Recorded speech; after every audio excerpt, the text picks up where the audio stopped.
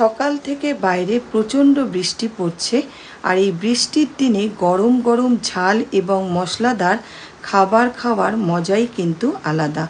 আজকে আমার রেসিপি হলো চটপাটা আলু মশলা। আলুটাকে কেটে প্রথমে সেদ্ধ করে নিয়েছি।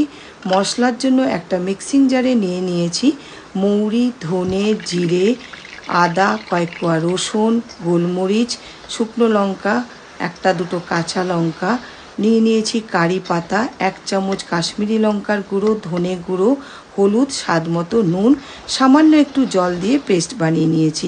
কেটে নিয়েছি পেঁয়াজ, কয়েকটা কাঁচা লঙ্কা। কড়াইতে সাদা তেল গরম করে পেঁয়াজটা ভেজে নিয়ে মশলাটা একটু নাড়াচাড়া করে দিয়ে দিয়েছি আলুটা। ওপর থেকে দিয়ে দিয়েছি ধনে পাতা, সামান্য একটু মিষ্টি। সাথে গরম গরম লুচি, খেতে অসাধারণ লাগে। আবার দেখা হবে পরের কোনো ভিডিওতে। ততক্ষণ সবাই ভালো থেকো। টাটা।